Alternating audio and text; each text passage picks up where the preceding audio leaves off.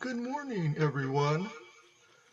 This is Tad. We're having a little bit of trouble connecting with John this morning, so I will just start with a short prayer, and then we will continue with the lecture series with Professor Tonstad.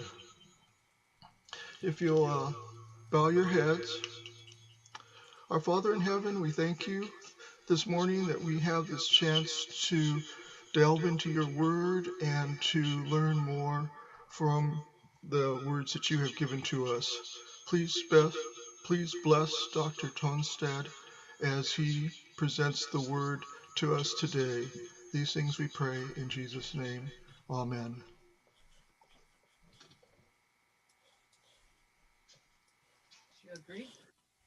Thank you very much, Tad. And can you hear me?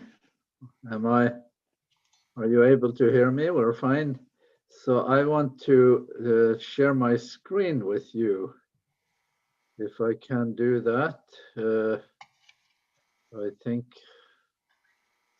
I am not quite able. Let's see now, that should be possible. Here we are. And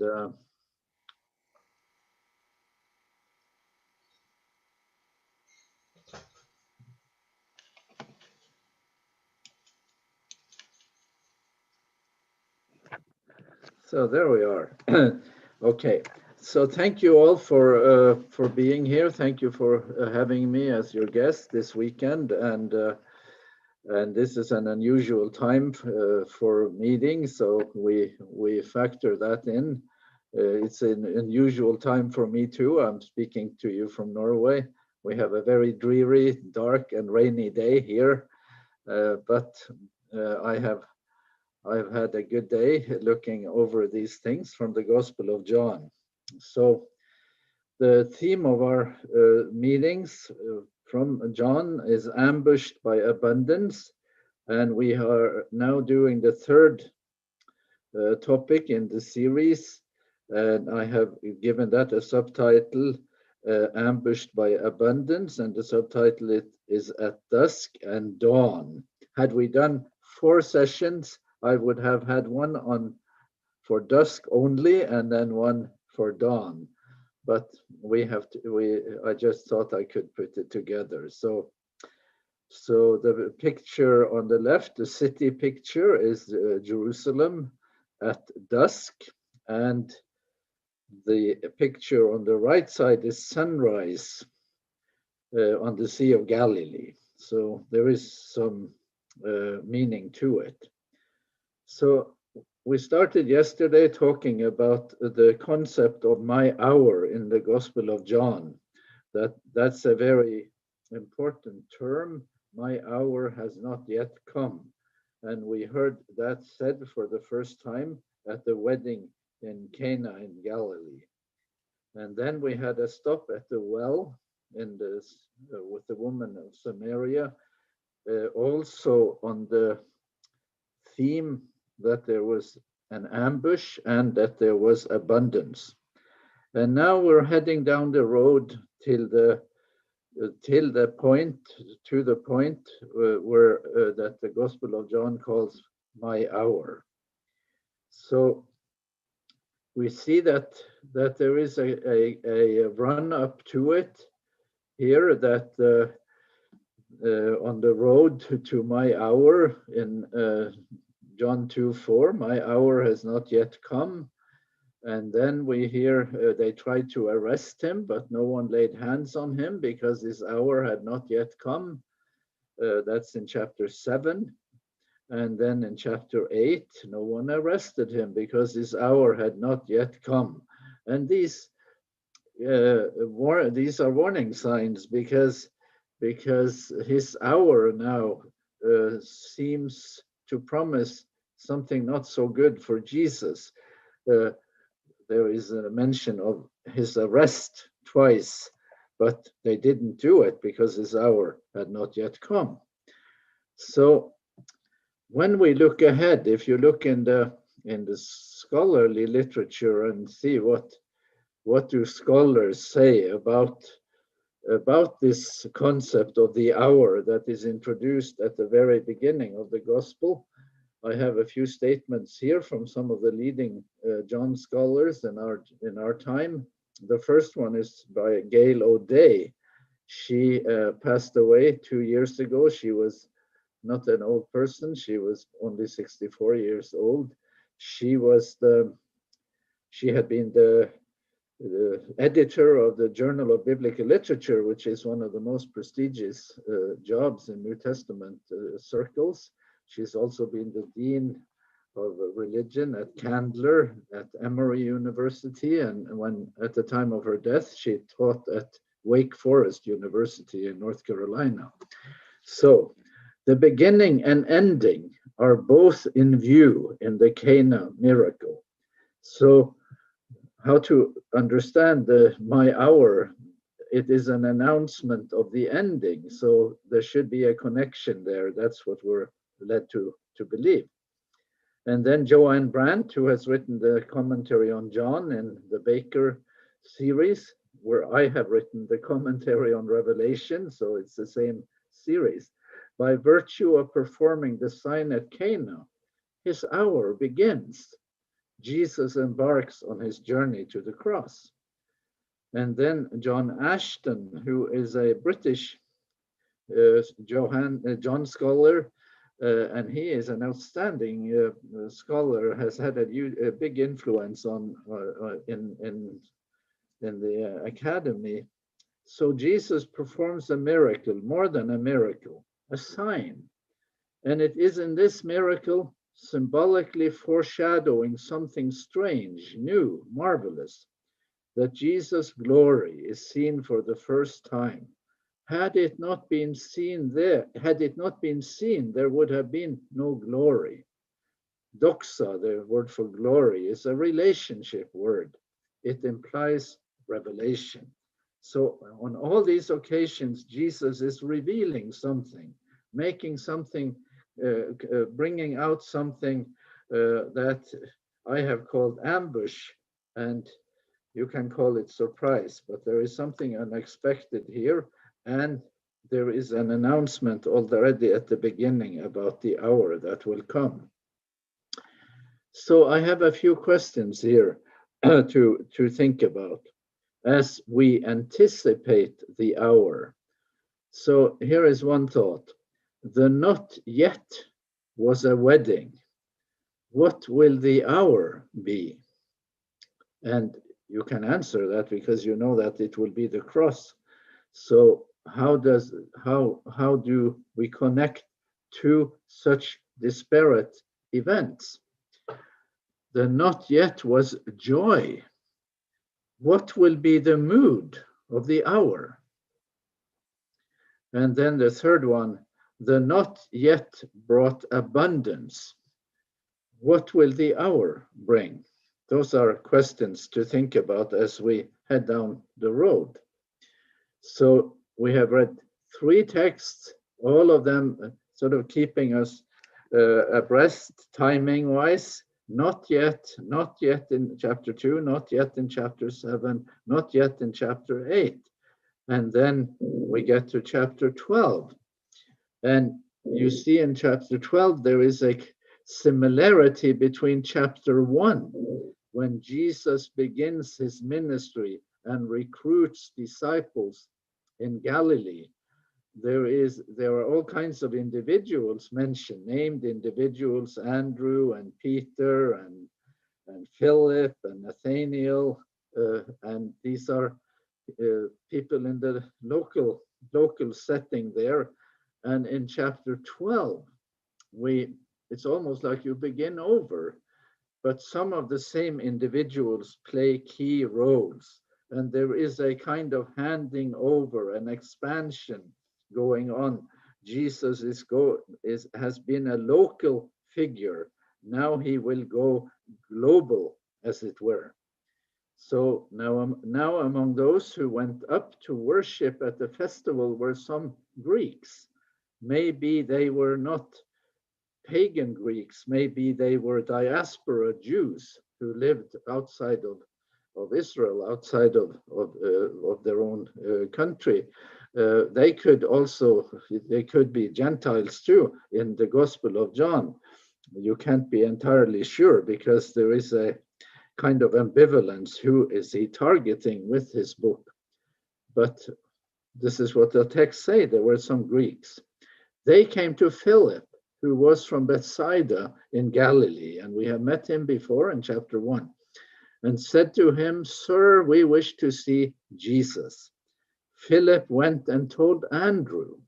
Then Andrew and Philip went and told Jesus. This is quite cute, how these people relate to each other and how they approach Jesus now together. And then Jesus will say the words. Jesus answered them, the hour has come for the Son of Man to be glorified. So this is also strange because first of all, we see now that we are at the point of the hour. So my clock there is now ringing because we have reached the hour in the Gospel of John. And then Jesus uses the word glorified of what is going to happen at this hour. And that is also quite odd because glory is associated with exaltation and success, and then still Jesus will head to the cross. So we'll have to think about that. And then we have other texts in the second half of the Gospel of John where this concept of the hour is repeated and the same focus. Jesus knew that his hour had come to depart from this world and go to the Father. 13:1. And 17:1, after Jesus had spoken these words, he looked up to heaven and said, Father, the hour has come. And this is this long prayer in chapter 17 that is almost like a Gethsemane type of prayer in the context of the Gospel of John. So again, though, we have the hour. And then he says something that sounds a little, what should I say, a little abstract, but this is an important point, and I have put ambush in parentheses. Maybe it isn't a surprise, maybe it is. He says, very truly, I tell you, unless a grain of wheat falls into the earth and dies, it remains just a single grain. But if it dies, it bears much fruit. So this is not just about life and death. This is about holding on to something or giving it up, surrendering, self-giving, you might say. So the logic here, the logic of the seed that falls into the ground and becomes many, many more seeds or many, many plants, that's the logic of giving up your life, the logic of self-giving love, you might say. And this contrast, of course, in our time with many of these philosophies where you hang on to things, you try to get the best you can, you try to say me first, or you say America first, or you say some other things first. Here, Jesus is showing a completely different logic here that will be the logic of what he is going to do at what the Gospel of John calls my hour. There is no Gethsemane story in the Gospel of John, but there is a hint, a kind of Gethsemane hint in chapter 12, verse 27. Now my soul is troubled. So in the Synoptic Gospels, of course, the struggle Jesus has in Gethsemane, his praying 3 times, I hope that you could let me not drink the cup, which he says in the Synoptics. This is exactly what he doesn't say in the Gospel of John. Now my soul is troubled, and what should I say? Should I say, Father, save me from this hour? And then he answers his own question. That is it's sort of a rhetorical, discussion he has. No, it is for this reason I have come to this hour. Or, as the Good News Bible puts it, this is why I came. So there is no question about, question of going, of pulling back, or not going through with what the Gospel of John has singled out as my hour. And then you have this very telling verse. I have skipped a few verses where Jesus talks about glory. He is in a dialogue with heaven about glory and being glorified. And I'm skipping that because it will in some ways, it shouldn't be skipped, but it will make things too long here. So I'm jumping ahead a little. What does Jesus say is the meaning of the hour? And he does it in a very pointed way here in chapter 12, verses 31 and 32. And I have underlined the key phrases here in these two verses. Now is the critical moment of this world. Now the ruler of this world will be expelled. Or you could also read it or translate it, now the ruler of this world will be exposed or unmasked. And I, when I am lifted up from the earth, will draw all people to myself. So this, and then the next verse, which I should have included, says that Jesus said this to describe, to tell the way he was going to die. So this is a verse about the death of Jesus and the meaning of his death. Why? What is he going to accomplish? And you can see that I have a picture here on the left. I will explain that in a minute, just to say this is the critical moment. This is the showdown. Jesus will go head to head with another person that he calls the ruler of this world. And the ruler of this world in the Gospel of John is Satan. It's the devil. It's the evil one. And Jesus will encounter his adversary, and he will expel him or expose him. And he will do that by his own death. He is not going to defeat his enemy by killing his enemy. It's the other way around. His enemy will in some ways, in some sense, kill him. But despite the illogic of that he will seem like he is the loser, he will emerge as the winner. And then when I am lifted up from the earth, I will draw all people to myself. That is also to say that he will draw people who have been alienated from God, who have been in some ways listening to the other side and believing what the other side is saying. They will be won back to God. So I call this the ambush of means, because it is so strange that Jesus can accomplish this by himself becoming a victim of violence. The painting in this picture is a painting by a Norwegian painter, Henrik Sørensen, and you will see there is it shows Jesus in Gethsemane. It shows an angel coming to sustain him. It shows that Jesus is in very great distress. So he is throwing his arms around this angelic figure, and I think that is quite a successful way of conveying the distress of Jesus when he heads down this road. But you see also here, I am circling this. You see that, and you see this here. What do you see here?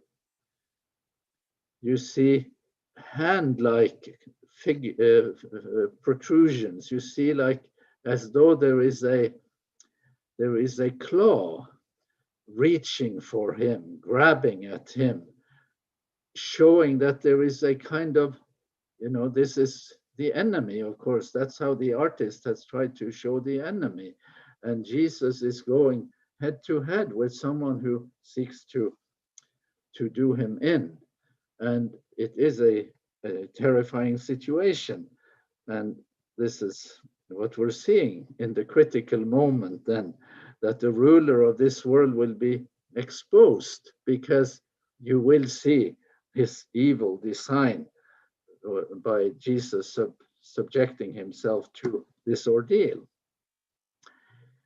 So the Gospel of John has another text that is relevant to this. And some years ago, there was a conference at the University of St. Andrews in Scotland on the Gospel of John, and some of the leading scholars in the world came to St. Andrews. And though I am not a leading scholar, I was there too, and I was one of the presenters at this conference.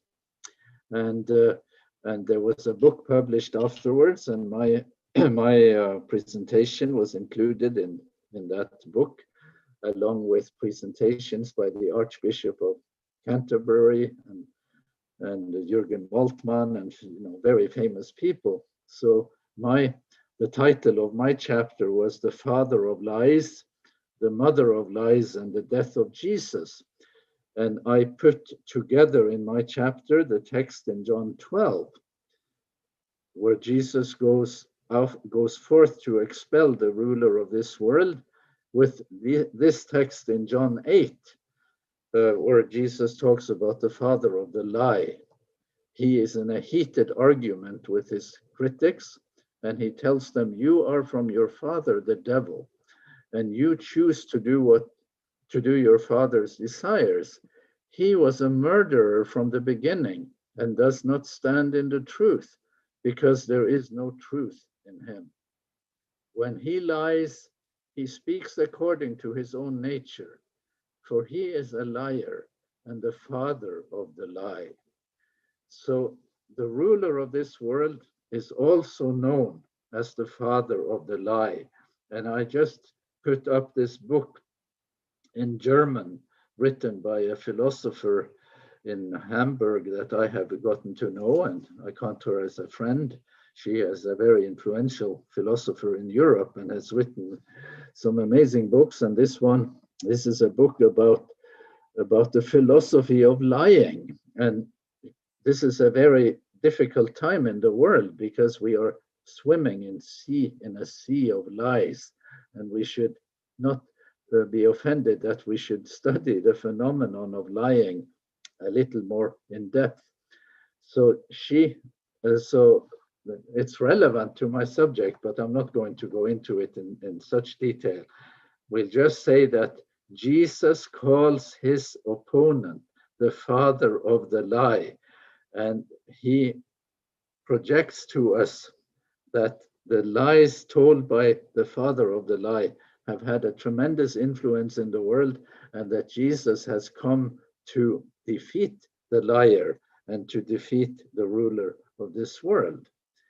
And so in this text, he speaks about the lie as though you can pinpoint it, as though you can say that it's one single thing. It's not just lies, wholesale, plural. It is one thing, a singular thing, just one single lie, the lie. And you wonder, well, what would that be? And then we need to jump around in the Bible and see how the Gospel of John remembers Genesis. It remembers Genesis very well, because Genesis starts by saying, "In the beginning," and God created the heavens and the earth. And the Gospel of John starts by saying, "In the beginning was the Word," and then it says, "Everything has been created by him." So the revealer in the Gospel of John is present to us, or is made to be present to us in the book of Genesis. So where is the lie in this picture? This is a painting by Lucas Cranach, who was Luther's,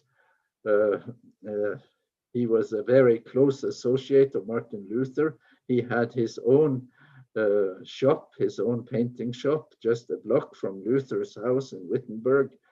And the Reformation would not have achieved the type of success it achieved, except for the participation, except for the skills of an artist like Lucas Cranach.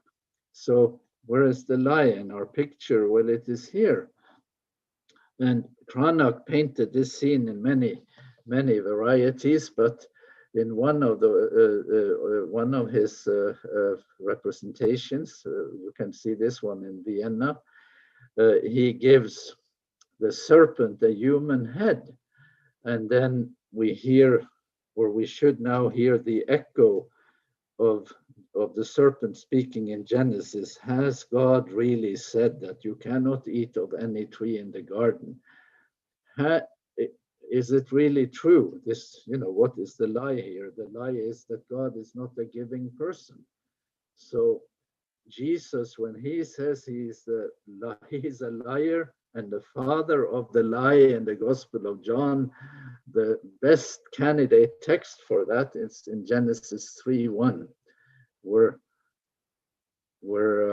the serpent says that God is not a giving person.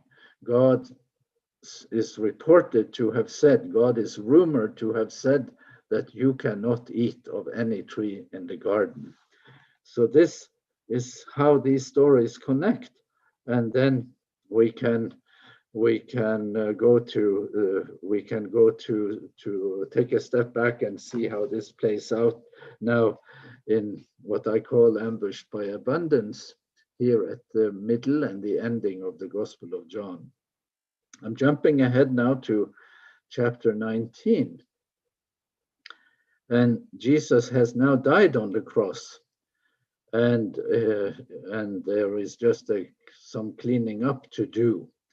And we read here in chapter 19, since it was the day of preparation, the Jews did not want the bodies left on the cross during the Sabbath, especially because that Sabbath was a day of great solemnity.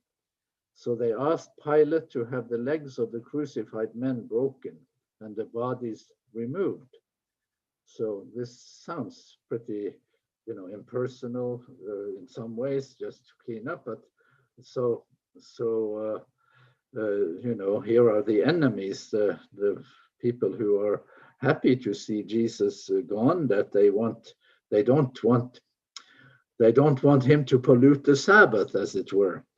They want to clean up the scene. And then they come, and there is this fact-finding then. Then the soldiers came and broke the legs of the first and of the other who had been crucified with him.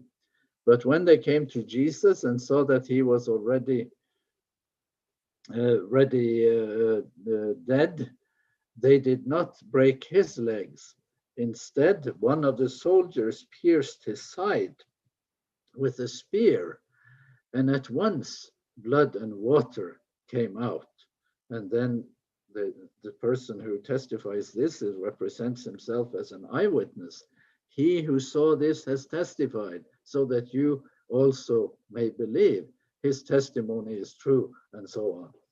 So here we have, in medical terms, since I can speak as a physician, in medical terms, we have someone ascertaining that Jesus is really dead. There is blood and water, because the blood separates when someone dies, so you can separate, and there will be a collection of red blood cells, and then the rest will be liquid, a clear liquid just about. So you could say that this is a kind of forensic description that Jesus is really dead. But we are reading this in the Gospel of John. So we are not just going to have a medical reading, we are going to have a theological reading, where there is theological meaning to the blood and water that come out. And so these terms have in the Gospel of John been primed for a function to show us giving at a level that exceeds any other gift or any type of abundance that we have seen in this book up till this point.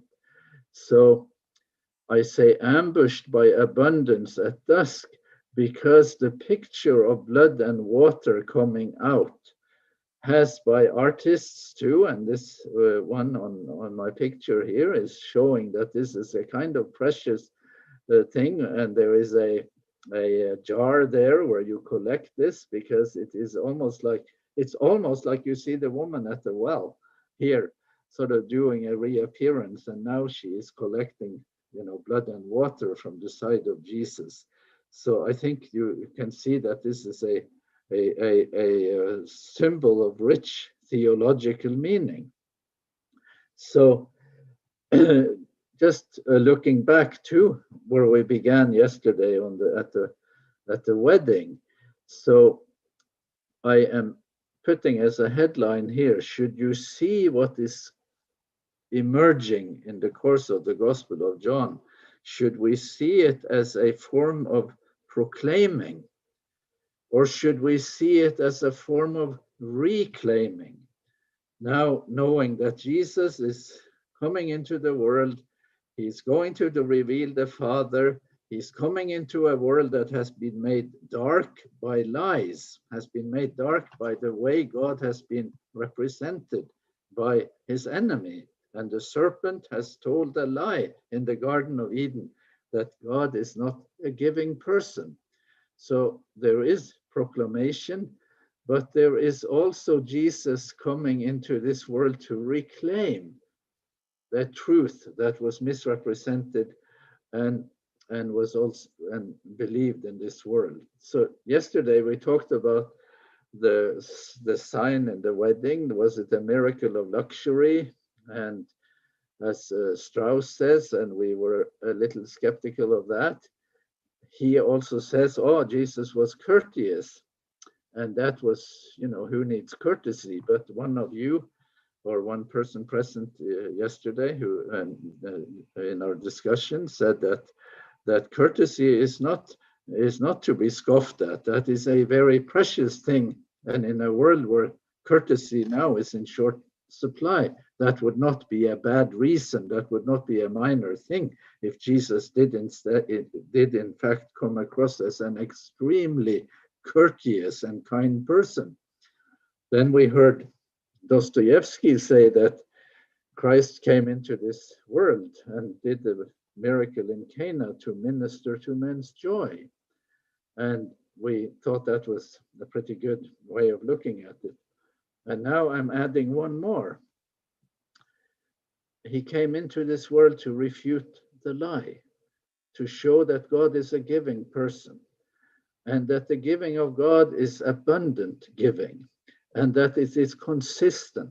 And so he begins at the wedding, and he has 6 jars of 20 to 30 gallons and filling them up with wine of the most exquisite quality. And then we have symbols of abundance at the well, and we have other stories in the gospel to show this thing of abundance. And Jesus is on a lie refuting mission. So, and he does it in all the situations that we see here in the Gospel of John. So, if you were to listen to the Gospel as though it is a symphony, as though it is a musical piece, and we begin at the wedding, and we are heading down the road to the cross here, that's dusk, and dawn, that's after the resurrection. And my question is, does the mood of the music change from a happy mood in the beginning at the wedding to a sad mood at the end?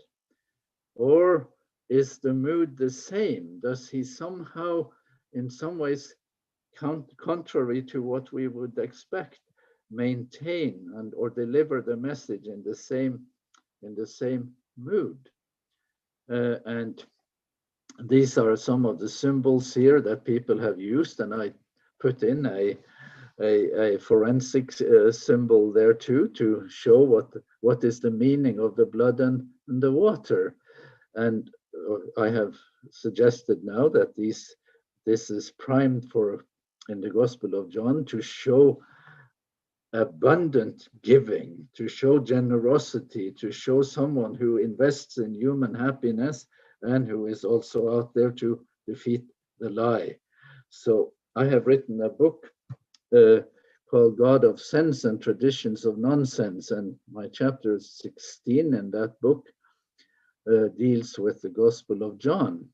And I would like to read a few sentences from my book. The cross is not a contrast to Jesus' first sign at the wedding, but its continuation and climax. At the wedding, Jesus plays softly in pianissimo, the melody that will be played in fortissimo at the cross. It's just the volume that changes. He hits the notes harder, but it is the same tune. It is the same theme. It is the same mood. We are not going from a sad event, from a happy event to a sad event. The Gospel of John says we are going from a happy occasion to an even happier one. So strange though it seems, and contrary to ingrained readings, the cross is not a melody played in a minor key, in a state of disconsolate grief. The cross in John is a melody played in a major key as triumph and the antidote to grief. So just want to go back to my music picture here to say, can you take that? Can we sort of adjust to that way of thinking, that we have a theme announced at the beginning, and we are ambushed by abundance in the wedding. We are ambushed by abundance at the cross too, but we are also ambushed by the thought that the mood of the cross is not a sad mood. It is someone who gives and gives with happiness. So just before I close, I'd like to show you that it is not just Jesus in the Gospel of John who performs according to a script of abundance. That is what Jesus is doing. So he is always giving a surplus. I have come to give them life, and life more abundantly, in John 10, for instance. So Jesus is constantly doing surprises and giving things in abundance. But other people in the gospel do too, people who respond to Jesus, and sometimes even people who don't know that they are participating in this script of abundance. So I'll just walk us through a few of these texts. So here is from chapter 12, where Jesus, like in the synoptics, he is anointed, and Mary is the person who comes there, and she takes a pound of costly perfume. A pound of this material is a lot. It's a big thing. You know, you buy perfume in very small bottles even today, don't we? So here is, and then there is a price estimate that she had paid 300 denarii for this. So 1 denar is a day's wage. So this is a year's of a sort of average working person's wage. You have now an annual wage earnings spent on Jesus by Mary, and there is some theology around it. But see, she is also performing according to a script of abundance. And then the other next story is the one we did already, where the soldiers who know nothing about Jesus' mission and who simply are ignorant of this, they pierce his side. But when they pierce his side and blood and water flow out, that is a symbol of abundance, that they make us see. They help us see it, even though they do not know anything about the meaning. So they are also in some ways abiding by the script of abundance in the Gospel of John. And then we have this scene after his death. After these things, Joseph of Arimathea, who was a disciple of Jesus, though a secret one because of his fear of the Jews, asked Pilate to let him take away the body of Jesus. Pilate gave him permission. So he came and removed his body. Nicodemus, we met him in chapter 3, who had at first come to Jesus by night, also came, bringing a mixture of myrrh and aloes, weighing about 100 pounds. So what is this? This is another instance of people performing in the gospel according to a script of abundance, but now responding to the gift of Jesus, now sort of returning to him in gratitude. And this is a scene where you see Joseph and Nicodemus and two women there, and there was a majority of women in the death and burial scene of Jesus in John. There are more women than men. And then we end up with this last one. There is a kind of ambush at dawn, and this is in chapter 21. In the last chapter in the Gospel of John, Simon Peter said to them, he's quite discouraged. He feels pretty bad, and they don't know exactly what's the next, it's going, is there a sort of way forward? And it doesn't seem like there is a way forward, but there is a way backward. You can always go back to where you came from. So Peter says to them, I am going fishing. They said to him, we will go with you. They went out and got into the boat, but that night they caught nothing. Just after daybreak, Jesus stood on the beach, but the disciples did not know that it was Jesus. Now, this is quite important, what they knew and what they didn't know, because here is Jesus, and there is a kind of ambush feel to it, a surprise feel to it, that he shows up, but they don't know that it is him. And then I'm skipping a few verses. They go out, and then they are instructed to throw their net out one more time on the other side, and now there is dawn, and fishing is something you do at night when it's dark and the fish cannot see the net. So they catch a lot of fish. So Simon Peter went aboard and hauled the net ashore, full of large fish, not just fish, large fish, 153 of them. This is one of the strangest texts and the strangest numbers in the Bible. It rhymes with nothing. And there are all kinds of attempts to make this number symbolic of something have come up short. There is nothing. It was simply a large catch of fish.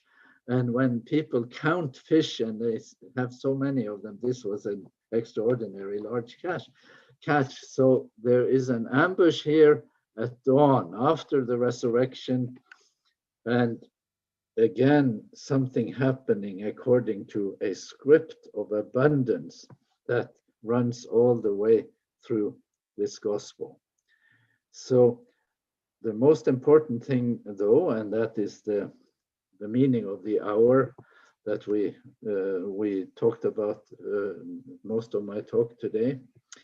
So I put these pictures back up here, and you can see that there are jars, there are clay pots in all of them from the abundance at the wedding where Jesus announces his hour. And then there is the abundance at the well. And then there is superabundance at the end of the story, or at at the center of the story, where Jesus explains the meaning of his self-giving death. And he says that he will expose, expel, unmask the father of the lie, also known as the prince of this world, and reclaim the truth about God, that God is a giving person, and God has ambushed us with his goodness. Now, that God reclaims means that Jesus shows us a God who always was that way. He doesn't show us a new God. He shows us the God who was always there and who has always been a giving person. I think we have time to interact a little, so I'm going to see Tad or Gumi, if you are going to let some people talk back, if there are some responses to what I have tried to explain now, that would be fine. Otherwise we are at the end of my presentation.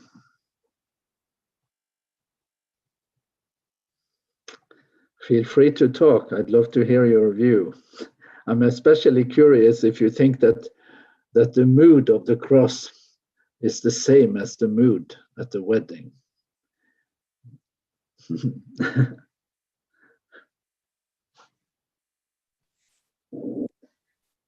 Sigve, technical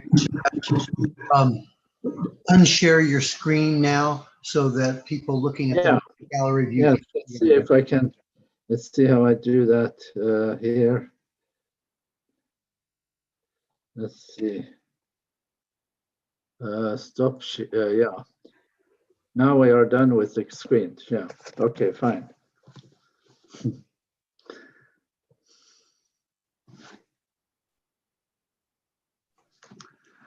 So I invite your comments.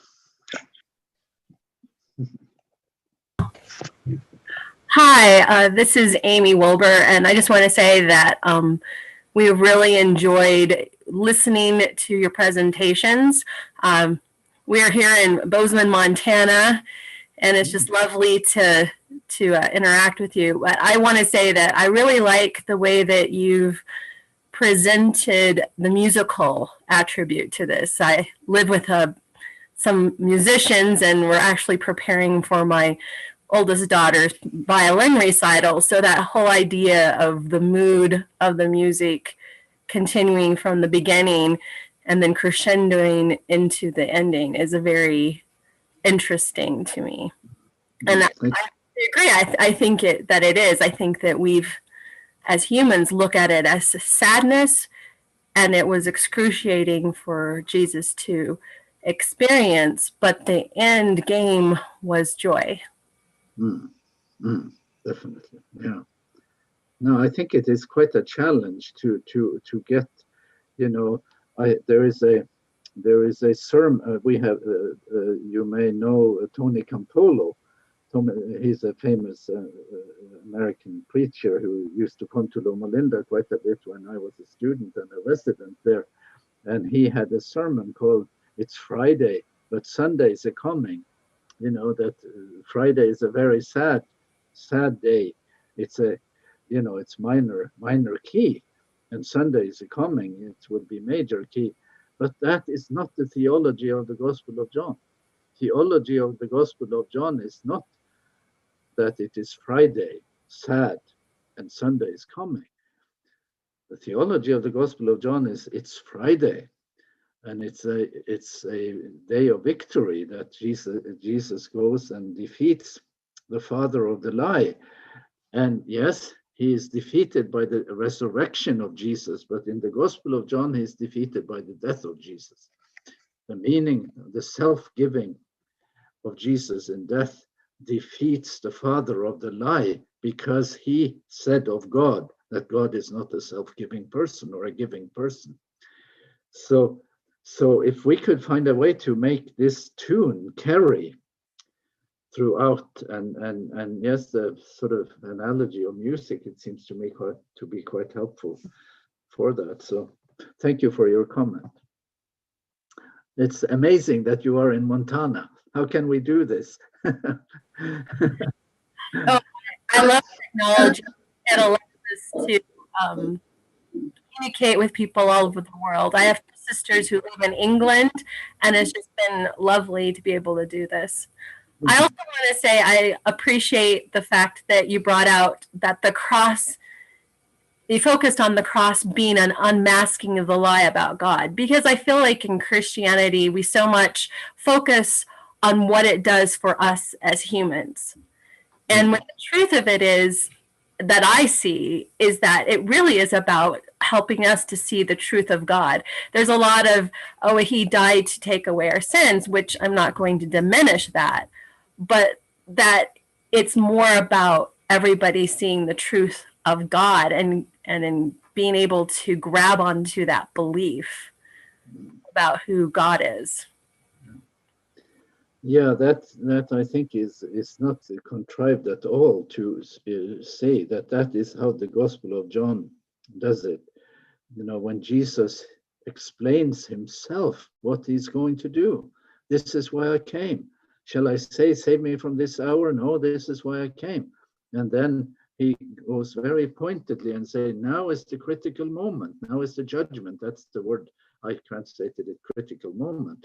Now is the critical moment of this world. Now the prince of this world will be expelled, will be exposed. That's not my words. That's the words of Jesus, sort of taking charge of the theological meaning of what he is accomplishing. And, you know, turning on the light in the world again for all these bad misconceptions about God that has been holding the world and holding human beings hostage. So this is something we could go places with. It's definitely big, big perspectives.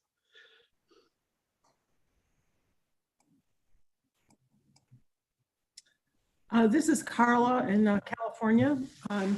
I'm just really puzzling over the idea that the cross and the wedding at Cana are both joyful events, but in a sense, they are. In our own culture today, we can't have weddings and funerals because of this pandemic.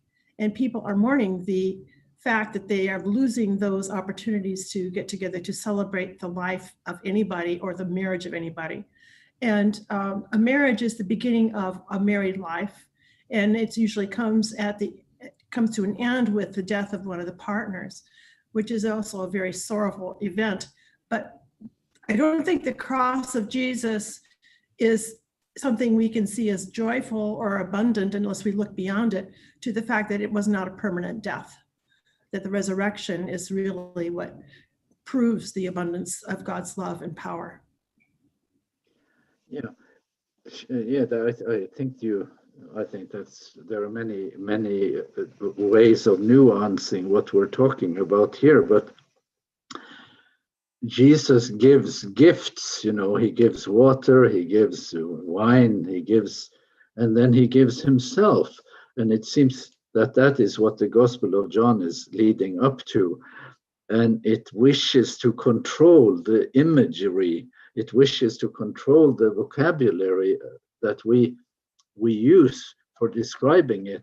So there is a rising trajectory to what God gives until we get to the hour, and then God gives himself. And he is not sad about it. That is God. That is what God does. He is a self-giving God. And that creates a lot of happiness for us.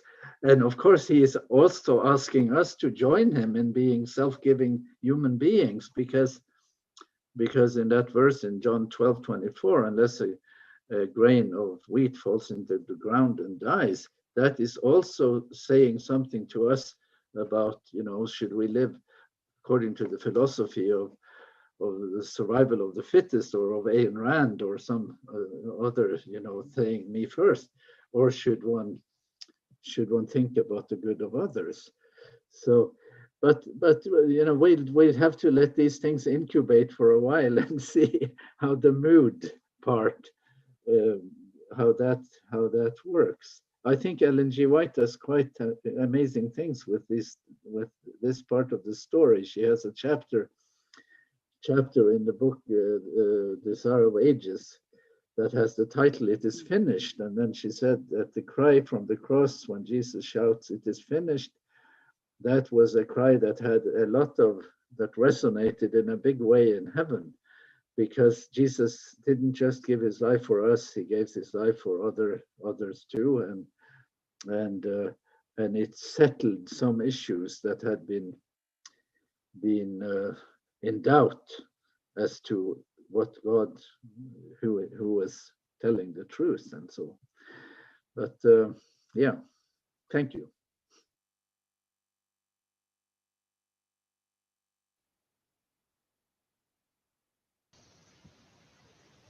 I can't resist commenting on the 153 fish. Yeah. It comes from a book I read, a book about fishing. And, you know, the person, you know, this is not theological at all, but the person is going, you know, it's proof of the eyewitness character here. Because, you know, a carpenter, a preacher, you know, there was a bunch of fish. But in the presence of Jesus, you know, here's the risen Jesus, and the disciples forget Jesus long enough to count the fish, which is proof they were really fishermen.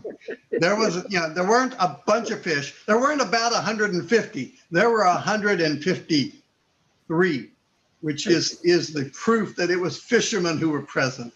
I think it's wonderful, and just to sort of show the verisimilitude, the lifelikeness, the truth, a story that is true to life, you know. So where did they get that number from when they counted the fish, you know?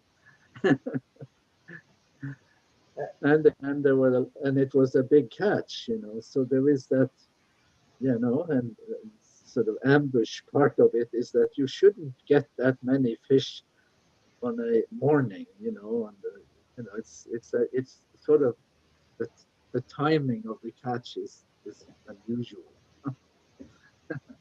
Hey, John, can I jump in? Can you guys hear me? John? Oh, okay. Folks, can you hear me? Yeah. This is Bernard. I'm sorry I did not.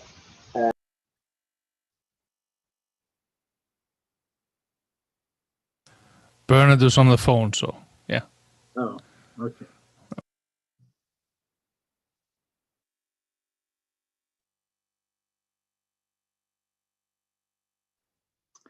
So anyone else wish to? John, can you hear me?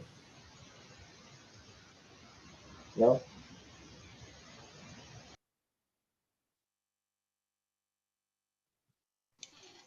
We can hear you, Bernard. Go ahead and speak louder. Okay. I'll make it short. So I did not get a chance to catch your talk on Friday, Saturday, but just a little bit this morning. It was interesting that, you know, as someone who is converted into Adventism and consuming uh, from the pulpit, from John and everybody else, if you think about how God has uh, told the story of salvation, um, there is the idea that there's always a message, okay, and the message is God is love, for example, and there's also a narrative that you get, different kind of narratives from the Old Testament and New Testament. From the way you describe the Gospel of John, it made me think of, it, made, I wonder if God thought of the plan of salvation like an opera. The way you describe it, many, a, I don't know much about opera, but it has such a, it just seems like when you talk about, you know, Friday is, um, what's the saying now that Sunday is coming and there's a real, you know, ebb and flow of emotions. Um, of course, those who are skilled in communication forms know the usage and effectiveness of a different way you communicate. I'm wondering, do you think that it's an operatic uh, uh, uh, approach to the gospel? To Because you can say things that people hear audibly, and then they may be able to understand it intellectually, but you don't really win the heart and soul until they feel it emotionally and where they can relate, when they laugh about it, they cry about it.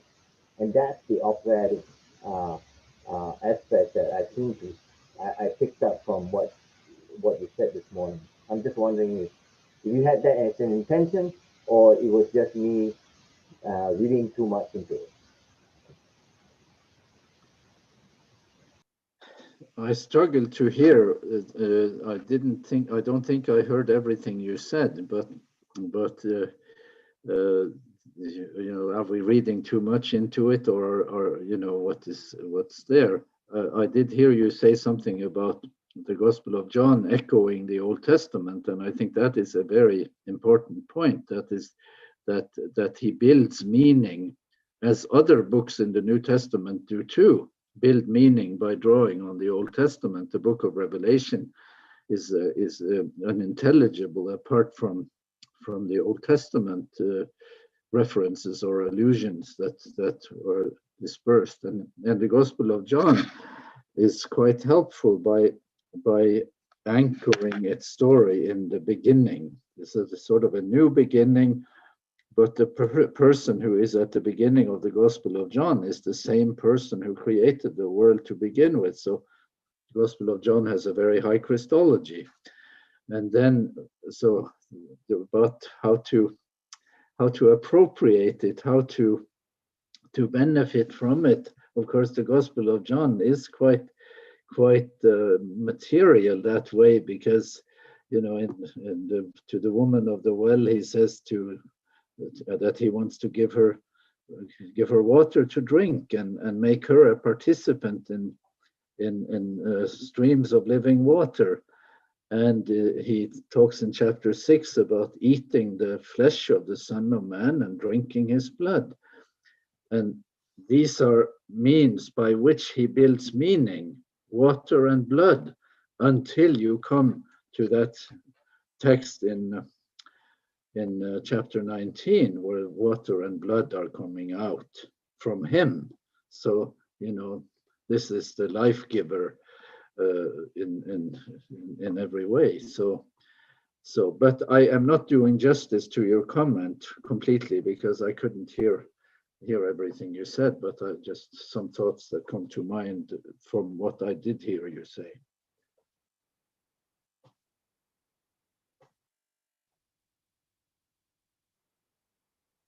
Yes, the opera thing, yeah.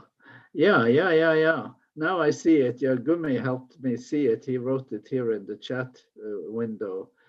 Yeah, yes, I think that would be definitely something that type of voices and emotions and so on, that would apply to the Gospel of John. I have wanted very badly some church to take on the book of Revelation and perform it, assigning various voices to different characters. And I am confident that if we did that, we would the book would open up to us, and we would be much wiser if we performed it. I have a comment regarding, when you talked about, showing the lie for what it is, right? And I think sometimes we forget that we are not the only ones who kind of were witnesses of all this. There is an entire universe that was filled with dissenting voices. And Jesus was, in a way, an answer to that. It's like, okay, maybe you're thinking that these people deserve to die because, what their ancestors did or what they are doing. But I have done nothing wrong. And look what happened to me. right? And so it is kind of revealing the character of both the side of the good and the side of the evil that is necessary for the universe to stand on either side and say, okay, I mean, you can't hide anymore. This is what it is.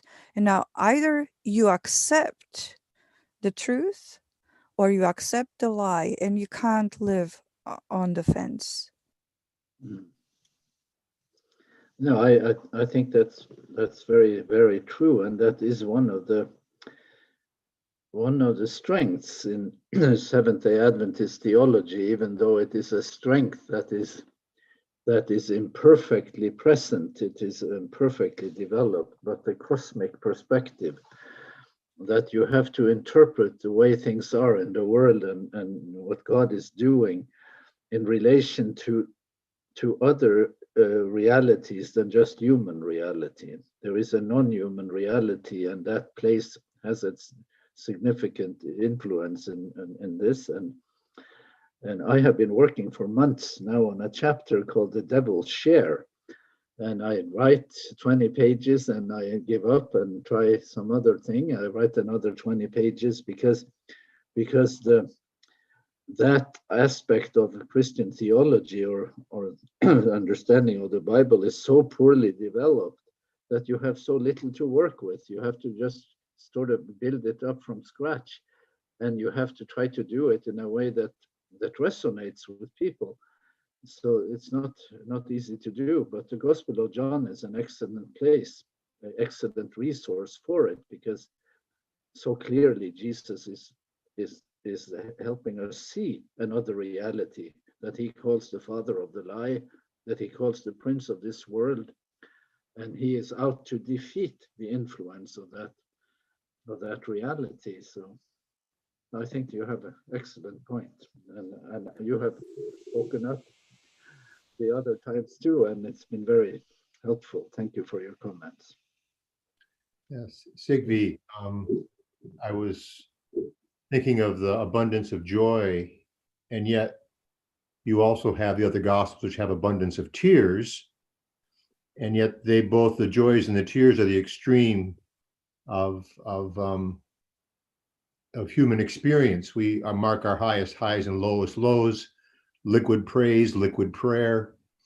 And when you go to the book of Revelation, which we assume is John also author or Johnian influence, it's amazing how the tears in the end, and the Father himself addresses those issues. And what I was really impressed with is maybe we can see the cross as both in the now salvation part of Revelation 12:10, heaven's rejoicing, woe to the earth, you have more tears yet on the way. And then you had somewhere in one of your other talks in another format, you talked about, or maybe it was just in your book, the first thing we see at the second coming is the thing to come to our attention is the stigmata, where the cup collected the blood and the water, but we notice the stigmata of Jesus, and we weep like Zechariah deeply and sincerely. I really appreciated that insight that I thought you shared. And so there is joy, and there is tears, and there is sorrow, and it's the extreme of human existence or expression. I think our brother who did the opera thing was sort of trying to grasp with such a broad totality in the whole redemptive event. I was blessed by it. I was blessed by the concept of joy at the cross as well as tears, that they're so close, and the tears are what unite the sorrow and the joy, it seems like. I don't know. No, I think that's amazing. That it's good what you're saying. Yeah, the at the end of the book of Revelation, it seems you have the same sort of texture or tenor of abundance, chapter 21, 22 in Revelation, new heaven, new earth. And then you have the river, and you have healing, and you have fruit, and it's 12 times a year. It's abundance. It's impossible to think that, this is the world that has been restored, and the notion that something is lacking in that world is not sustainable in the way the story is told in the ending, in Revelation. But that is how the devil, the serpent misrepresented reality by saying there is something lacking here. There is a defect, it's not good, and that's somehow that succeeded. And then, of course, these New Testament books, and also with a lot of help from the Old Testament, show us that reality of gift and abundance is what will remain at the end. But we are in a world of tears right now. We are experiencing hardship in many ways, and we are seeing our friends get sick and die, and we grieve, and we have terrible experiences. So how to make these things sort of to feed meaning and hope into our present reality, of course, is a challenge. How to mediate that to each other and to our communities is a challenge. But don't you see that as, everything that is right now or is presented in the Bible is kind of limited abundance. It's limited by circumstances, by our choices, by the fact that we are ruled by an enemy.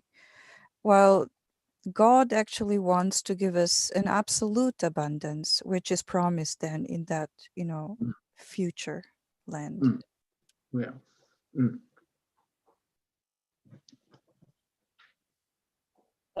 I was going to ask you how you feel the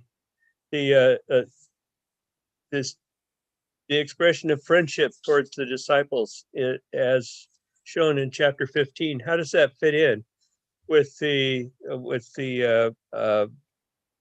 surprise of abundance, where Jesus says, "I told you all about my Father now, and I don't want to call you servants anymore. I want to call you my friends."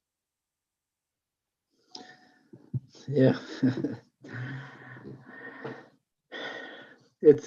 I think it fits, that there is the same, that there is participation, that there is giving, that there is a kind of respect shown to who we are, that it is not a top-down system.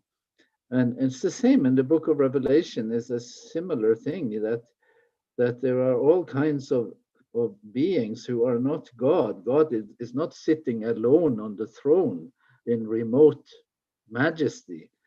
There are all kinds of beings swarming in the middle of the throne and around the throne, and they're all engaged and participating. So God is a sharing person, and wishing to, trusting us and informing us and teaching us, and not wishing to be just, a sort of master-servant relationship. So I think you can make the two, the sort of friendship paradigm and the gift or abundance paradigm, that they can feed off each other, and that they complement each other.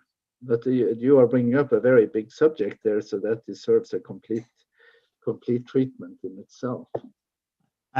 If I may, so the word abundance is a statement of the state and the outcome of who God is and what he has done. I think it also shows that God is a generous person. It shows God's generosity. So I think it is just as important to point out that before you have abundance, you have to have generosity. And I think the call to action here is for us to also be generous as God is. In it may be Galatians 5:22. Be generous in all the things that God tells us to be. It's hard, it's hard even to understand who God is, and next to be like God and then do it with abundance. But that's our journey, and I think I appreciate the message that and journey that you set us on. Thank you.